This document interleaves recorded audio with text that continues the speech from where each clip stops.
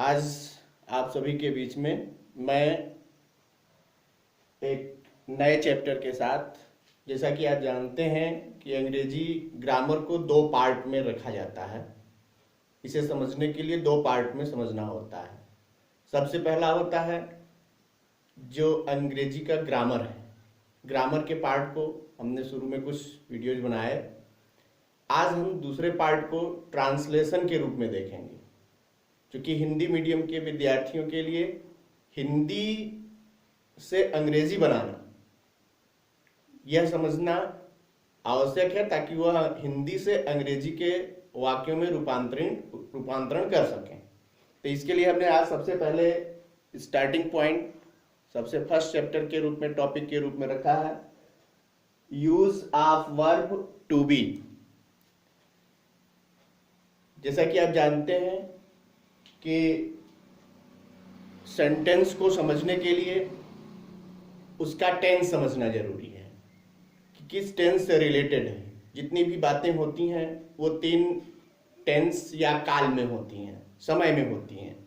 एक तो present tense जो वर्तमान में है, दूसरी जिसे आप कह सकते हैं पास्ट टेंस में जो कार्य हो पहले हुआ, और थर्ड है फ्यूचर टेंस जिसे आप कहेंगे अभी ये कार्य होने वाला है। तो पूरा टेंस जो है, टेंस को हम तीन रूप में देख सकते हैं। एक प्रेजेंट टेंस, दूसरा पास्ट टेंस, तीसरा फ्यूचर टेंस। मैंने पहले से ही इसे डिवाइड कर रखा है, क्योंकि ये वर्ब टू बी जो है ये अलग अलग टेंस में अलग अलग रूप में प्रयोग होता है, इसलिए इसको हमने तीनों टेंस में डिवाइड करके रखा है, जिसकी हिंदी पहचान और अंग्रेजी में किस रूप में टू बी का कौन सा रूप प्रयोग किया जाएगा ये भी हमने लिख रखा है। इसे आप ध्यान से देखें। जैसे सबसे पहले है प्रेजेंट टेंस में ये टू बी की क्रिया इज एम आर के रूप में प्रयोग होती है, और ये इज एम आर तब प्रयोग किया जाता है जब हिंदी में इसमें सिंबल हो, है, हो, हूं, या होता है, होती है इत्यादि। और पास्ट टेंस में ये टू बी की क्रिया तब प्रयोग होती है जब सेंटेंस में था, थे, थी हिंदी पहचान के रूप में, और टू बी का रूप बन जाता है वाज या वर। यहां आपको समझना जरूरी है कि इज एम आर ये first form of the verb कह सकते हैं आप, कि प्रेजेंट टेंस में first form of the verb के रूप में इज एम आर प्रयोग होता है, और पास्ट टेंस में इसी का सेकेंड फॉर्म के रूप में वाज या वर के रूप में प्रयोग किया जाता है।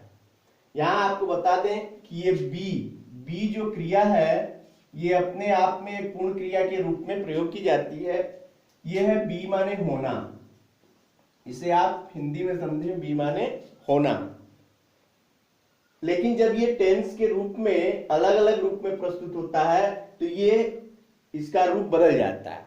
जैसे यदि यही बी की क्रिया प्रेजेंट टेंस में प्रयोग करनी है तो ये टू बी की क्रिया के रूप में इज एम आर बन जाती है, और पास्ट टेंस में वाज या वर के रूप में प्रयोग की जाती है, और फ्यूचर टेंस में विल बी और शैल बी के रूप में प्रयोग की जाती है। एक चीज और समझे आप कि जब ये टू बी क्रिया डिवाइड होकर के यहां पर तीन रूपों में आती है तो ये क्रिया इनकम्प्लीट प्रेडिकेशन ऑफ द वर्ब कही जाती है। इस इनकम्प्लीट प्रेडिकेशन ऑफ द वर्ब को कंप्लीट करने के लिए कंप्लीमेंट की जरूरत होती है। इसे हम आगे समझाएंगे। तो इस तरह से जब आप इस तरह के सेंटेंसेस को देखेंगे, हिंदी में देखेंगे, तो इनका जो है अनुवाद बनाने के लिए फिर आपको इसके रूल पर जाना होगा। तो आइए हम इसे एक ही जो है पूरे उसमें एक रूल बनाते हैं और उस रूल पर सेंटेंसेस को फिक्स करने का प्रयास करते हैं। जैसे जब ये टू बी का वर्ब जब प्रयोग करना होगा तो इसके लिए जरूरी होता है कि आप एक फार्मूला अपने दिमाग में रखें, रूल दिमाग में रखें। तो जब भी सेंटेंसेस हमारे सामने होते हैं तो जैसा कि हमने सेंटेंस के पार्ट में भी आप सभी को बता रखा है कि सेंटेंसेस जब भी बनेगा तो या तो वो एसरेटिव में होगा या इंट्रोगेटिव में होगा। जब टेंस के रूप में सेंटेंस बनता है तो वह या तो अफर्मेटिव में होगा या एसरेटिव होगा या इंट्रोगेटिव होगा। एसरेटिव होगा तो वो अफर्मेटिव और नेगेटिव में होगा, और इंट्रोगेटिव में होगा तो वो क्या से शुरू होने वाले वाक्य, या आप उसे अंग्रेजी में हेल्पिंग वर्ब से शुरू होने वाले वाक्य कह सकते हैं, और दूसरा जो है वो क्वेश्चन वर्ड वाले वाक्य बनते हैं। तो इस तरह से इसका मैं आप सभी को एक फार्मूला देता हूं ताकि आप शब्दों को सीक्वेंस के हिसाब से बैठा सकें। तो सबसे पहले हम इसे डिवाइड करते हैं कि इसे अफर्मेटिव में हम कैसे बनाएंगे। अफर्मेटिव सेंटेंस में यदि आपके पास वाक्य हो तो आप इसको कैसे बनाएंगे।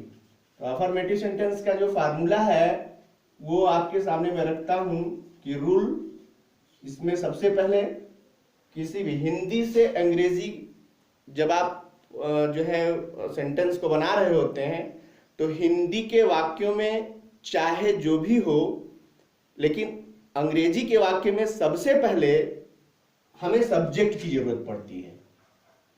इसे आप सब्जेक्ट को समझ सकते हैं, सब्जेक्ट को आप हिंदी में समझ सकते हैं, इसे हम कर्ता कहेंगे, ठीक है। और जब भी आप सेंटेंस बनाएंगे तो इसे ढूंढना होगा। हो सकता है कि ये हिंदी के वाक्यों में बीच में भी हो, जरूर नहीं कि ये वाक्य में हिंदी के वाक्य में सबसे पहले ही हो, इसलिए आप इसे ढूंढें और सबसे पहले सब्जेक्ट को लिखें। फिर इसके बाद जब आप लिखेंगे तो वो टू बी की क्रिया होगी। क्योंकि हम टेंसेस को अलग अलग नहीं दे रहे हैं, हम एक ही में देना चाहते हैं ताकि आप एक इसे जो है थोड़े में ही समझ लें। तो टू बी की क्रिया प्रत्येक टेंस के अनुसार, जैसा कि हमने लिखा कि प्रेजेंट टेंस में हो तो is am are, past tense में हो तो वाज या वर, फ्यूचर टेंस में हो तो विल बी या शैल बी का प्रयोग करते हैं। तो यही पे सब्जेक्ट के तुरंत बाद टेंस के अनुसार आप टू बी प्रयोग कर सकते हैं। इज, एम, आर, वाज, वर या विल बी,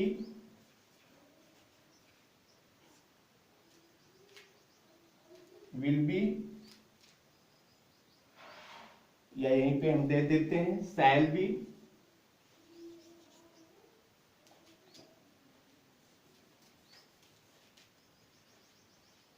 विल बी या शैल बी, प्लस ये यहां पर जो ये टू बी की क्रियाएं हैं इनके तुरंत बाद हमें जरूरत होती है कंप्लीमेंट की। कंप्लीमेंट का मतलब होता है पूरक। कंप्लीमेंट को आप कह सकते हैं पूरक। पूरक नाम से स्पष्ट है कि ये किसी न किसी शब्द को या किसी न किसी सेंस को कंप्लीट करने के लिए ही प्रयोग किया जाता है। तो अब आप इसको देखें कि सबसे पहले आप सब्जेक्ट लिखेंगे, फिर इज, एम, आर को प्रेजेंट टेंस में, और वाज या वर को पास्ट टेंस में, और विल बी और शैल बी को फ्यूचर टेंस में प्रयोग करेंगे। ये आप पार्ट अपने दिमाग में तैयार रखें, इसमें कंफ्यूज ना हो। इसे आप समझने के लिए एक सेंटेंस को हम लेते हैं। जैसे हिंदी का वाक्य बनाए कोई तो आता है, मेरा मित्र एक ईमानदार व्यक्ति है। तो जब आप इसे ट्रांसलेशन में लेते हैं तो ये जो सब्जेक्ट है, सब्जेक्ट को कैसे ढूंढेंगे, आप सब्जेक्ट को ढूंढना सीखें। सब्जेक्ट किसी भी सेंटेंस में ढूंढना हो तो इंग्लिश में तो आप हु से प्रश्न पूछ सकते हैं, और हिंदी में कौन से प्रश्न पूछें। कौन से प्रश्न पूछेंगे तो आपका सब्जेक्ट क्लियर हो जाएगा। कौन एक ईमानदार व्यक्ति है? मेरा। कभी कभी ऐसे सेंटेंसेस भी बनते हैं जिसमें एक से अधिक शब्द मिल करके सब्जेक्ट का काम करते हैं। जैसे वह बूढ़ा व्यक्ति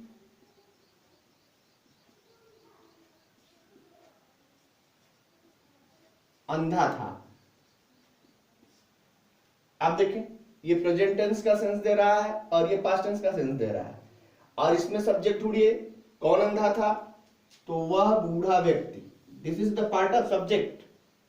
अब आप केवल एक शब्द को सब्जेक्ट न मान के बैठे, छोटे क्लासेस के विद्यार्थी इसमें गलतियां कर जाते हैं, इनको आप समझें कि हमें सब्जेक्ट का वो पूरा पार्ट लेना है जो सब्जेक्ट का कार्य कर रहा है, कोई छूट न जाए, इसके लिए आपको इस तरह से सेंटेंसेस में ढूंढना पड़ेगा।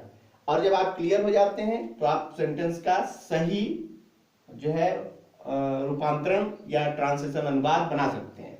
सबसे पहले जैसे पहला सेंटेंस देखते हैं, मेरा मित्र एक ईमानदार व्यक्ति है, तो my friend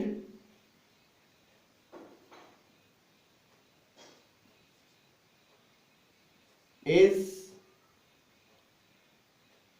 singular number subject, singular number subject के लिए इज, प्लूरल नंबर सब्जेक्ट के लिए आर, और आई के साथ, ओनली आई सब्जेक्ट के साथ एंड का प्रयोग किया जाता है।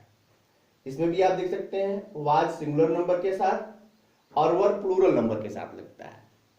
इस विल बी और शैल बी के साथ केस थोड़ा डिफरेंट होता है कि विल और शैल को मॉडल ऑक्सिलरी के रूप में भी रखा गया है, तो मॉडल ऑक्सिलरी के रूप में शैल जो है वो आई और वी के साथ लगता है, और विल से सभी सब्जेक्ट के साथ लगता है।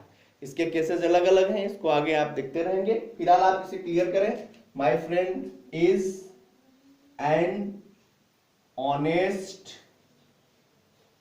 मैन।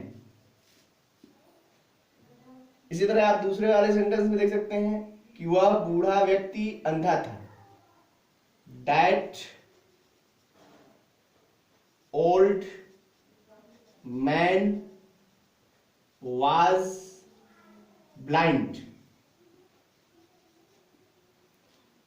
इसमें आप देख सकते हैं कि ये पूरा पार्ट, ये हिस्सा सब्जेक्ट है, ये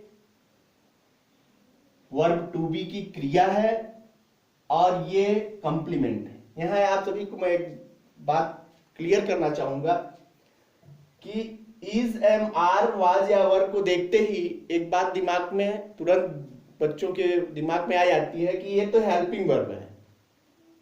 ऑफ कोर्स इसका प्रयोग हेल्पिंग वर्ब के रूप में भी, हेल्पिंग वर्ब को ग्रामर में ऑक्सिलियरी कहा जाता है। ऑक्सिलियरी की जो क्रियाएं होती हैं उसमें दो प्राइमरी और मॉडल ऑक्सिलियरी होती हैं। इज, एम, आर, वाज या वर ये प्राइमरी ऑक्सिलियरीज के पार्ट हैं। ये भी वर्ब के पार्ट में आप इसको ज्यादा डिफाइन करेंगे, समझ पाएंगे। यहां जो है आप ये समझें कि ये इज, एम, आर इस पर्टिकुलर सेंटेंस में हेल्पिंग वर्ब नहीं है। ऐसा क्यों? क्योंकि हेल्पिंग वर्ब के रूप में या ऑक्सिलरी के रूप में इन क्रियाओं का प्रयोग जब किया जाता है तो इनके साथ कोई ना कोई मुख्य क्रिया जरूर होती है, मेन वर्ब जरूर होता है। आप इस सेंटेंस में देख सकते हैं कि इनके अलावा कोई भी मेन वर्ब नहीं है, और ये मेन वर्ब नहीं है इसका मतलब हुआ कि ये खुद मेन वर्ब है।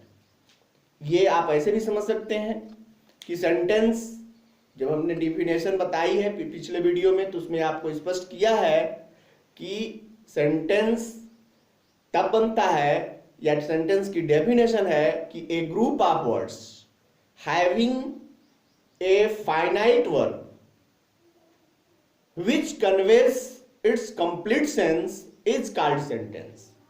इसका मतलब हो गया कि फाइनाइट वर्ब जिसे हम मेन वर्ब कह रहे हैं उसका होना सेंटेंस में आवश्यक है। Without a finite verb there is no formation of any sentences. तो आप इसे देख सकते हैं, यदि आप इसे हेल्पिंग वर्ब कहेंगे या ऑक्सिलरी कहेंगे तो there is no any main verb in this sentence.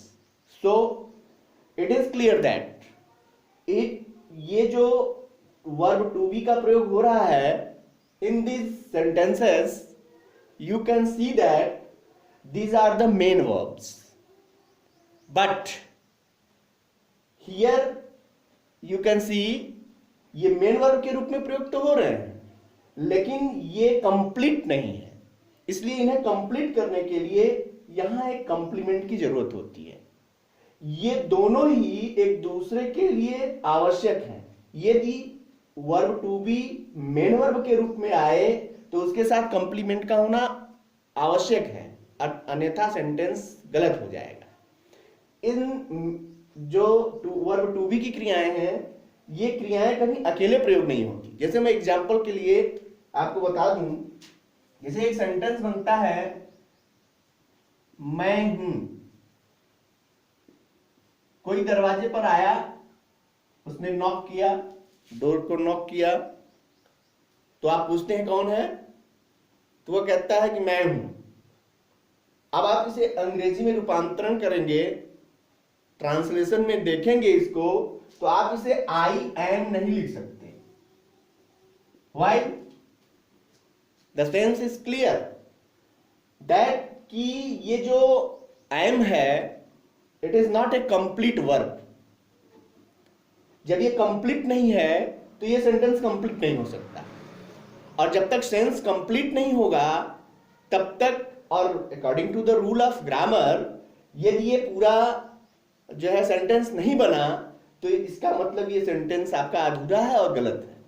तो इसको पूर्ण करने के लिए अभी आप ट्रांसलेशन में एक टॉपिक में लेके आऊंगा, इट का प्रयोग किसी भी व्यक्ति वस्तु का परिचय, स्थान का परिचय करवाने के लिए समय, ऋतु, मौसम, दिन, महीने, वर्ष एटसेट्रा, इन सब का जब आप इंट्रोड्यूस करवाते हैं किसी को, तो उसके लिए सब्जेक्ट के रूप में इट का प्रयोग करना जरूरी होता है। इसलिए जब आप इस सेंटेंस को लेकर चलते हैं तो अब आप इसमें सब्जेक्ट इट लेंगे और it is I, that is a complete sentence. अब आप देख सकते हैं कि इज, क्योंकि यहां एम था, आई सब्जेक्ट ले लिया था तो आई के साथ एम लगता है, लेकिन एम ये सेंटेंस अधूरा था क्योंकि इसमें कंप्लीमेंट नहीं है। विदाउट कंप्लीमेंट ये पूरा सेंटेंस नहीं बन सकता, तो कंप्लीमेंट नहीं है इसलिए ये गलत था। अब यहां पर आप देखेंगे कि इट सब्जेक्ट के रूप में आया because here is a man, ये एक आदमी है जिसका इंट्रोड्यूस हो रहा है या वो अपना खुद इंट्रोडक्शन दे रहा है, तो इंट्रोड्यूस करने के लिए यहां पर सब्जेक्ट इट का प्रयोग किया गया है। तो इट इज आई में अब आप इज को देखेंगे तो ये हो गया है आपका वर्ब टू बी, और आई का प्रयोग एज ए कंप्लीमेंट हुआ है, तो इसका मतलब हो गया complement and incomplete verb to be, दोनों को मिलाकर एक कंप्लीट सेंटेंस तैयार किया जाएगा। इसमें यदि आप इस तरह से रखेंगे या वर्ब टू का प्रयोग अकेले कर देंगे तो ये आपका सेंटेंस गलत हो जाएगा। इसलिए ये सावधानी आपको बरतने की जरूरत है। तो आप अब इन सेंटेंसेस में आप क्लियर हो गए होंगे कि ये सब्जेक्ट है, ये जो है टू बी की क्रिया है, और इसके बाद ये कंप्लीमेंट है। इसमें भी ये सब्जेक्ट है, ये टू बी की क्रिया है, और ये कंप्लीमेंट है। आप इसमें से किसी भी शब्द को या किसी को आगे पीछे कर देंगे तो आपका सेंटेंस जो है वो प्रोसेस में नहीं होगा, सिस्टम में नहीं होगा, अकॉर्डिंग टू रूल नहीं होगा, इसलिए ये सेंटेंस गलत हो सकता है। अब ये रूल जो दिए जाते हैं बड़े इंपॉर्टेंट है कि ये रूल इसीलिए दिए जाते हैं ताकि आप शब्दों को सही स्थान पर प्रयोग कर सकें, तभी आप एक सही वाक्य का निर्माण कर सकेंगे।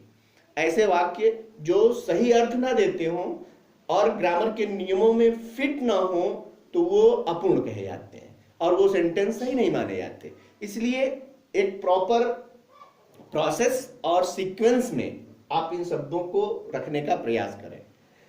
इसके बाद ये हो गया आपका प्रेजेंट टेंस का एग्जांपल, ये हो गया पास्ट टेंस का एग्जांपल। मैं आपको एक फ्यूचर टेंस का भी एग्जांपल देना चाहूंगा। जैसे इसमें है वह एक डॉक्टर बनेगा,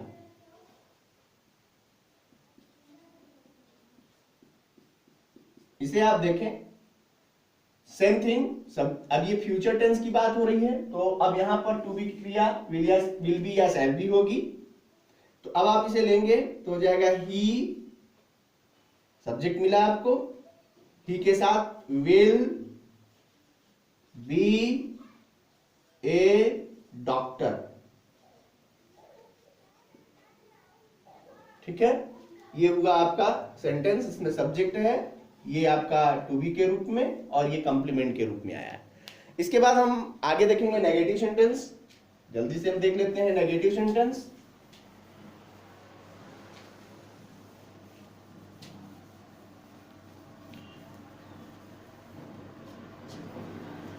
नेगेटिव सेंटेंस में हम फ्यूचर टेंस को अलग कर लेंगे, क्योंकि फ्यूचर टेंस में विल बी और शैल बी का कॉम्बिनेशन दो शब्दों से होता है, दो शब्दों से मिलकर बनता है, इसलिए इसमें थोड़ा रूल डिफरेंट हो जाता है। और प्रेजेंट टेंस और पास्ट टेंस को दोनों एक ही में रख के हम देख लेते हैं। तो सेकेंड रूल जो है वो होगा नेगेटिव सेंटेंस का। नेगेटिव सेंटेंस, इसमें फार्मूला होगा subject plus is, am, are, was, were plus not plus complement.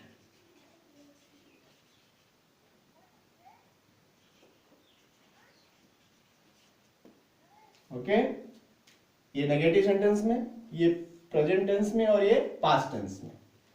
Future tense का लेंगे तो एक अलग फार्मूला हो जाएगा, इसमें होगा सब्जेक्ट प्लस विल या shall plus not plus be plus complement.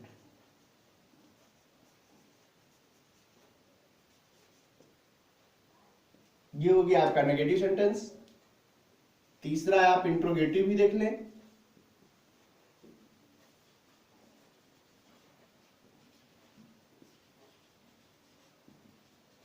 Interrogative sentence, interrogative sentence में पहला फार्मूला बनेगा आपका, हिंदी में आप इसे ध्यान में रखें, क्या से शुरू होने वाले वाक्य बना दो, और इसके साथ आप ये भी ध्यान दो कि ये जो है अंग्रेज यस या नो टाइप के क्वेश्चन होंगे, जिसका आंसर यस या नो में दिया जा सकता है।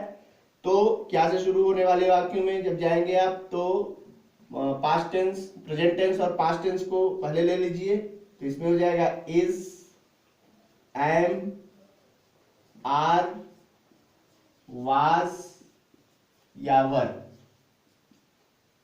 देन सब्जेक्ट एंड कॉम्प्लीमेंट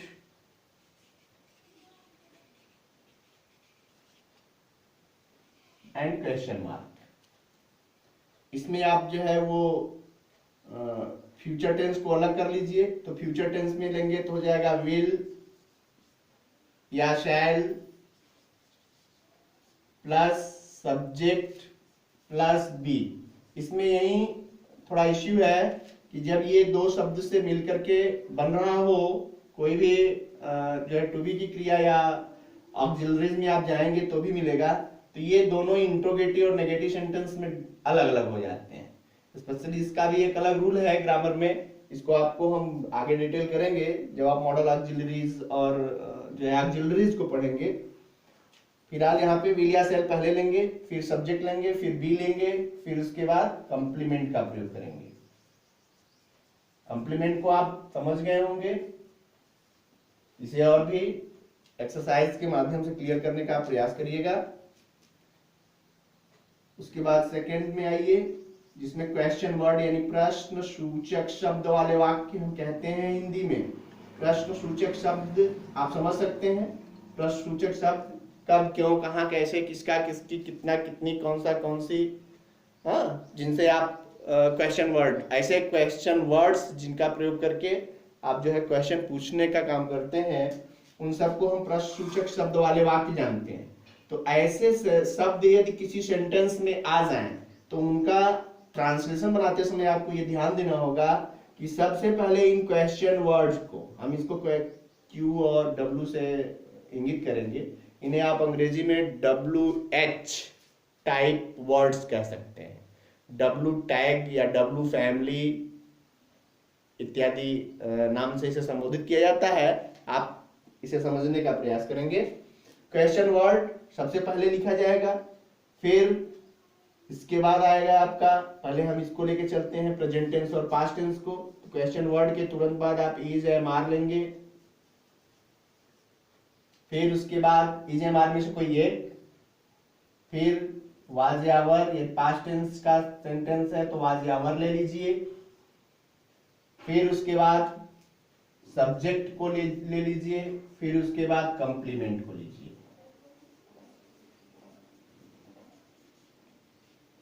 फिर क्वेश्चन मार्क लगाना ना भूलें। इसी तरह फ्यूचर टेंस में जब आप लेंगे तो फ्यूचर टेंस में सबसे पहले क्वेश्चन वर्ड ही इसमें भी होगा, फिर यहाँ पे विल या शैल लेंगे,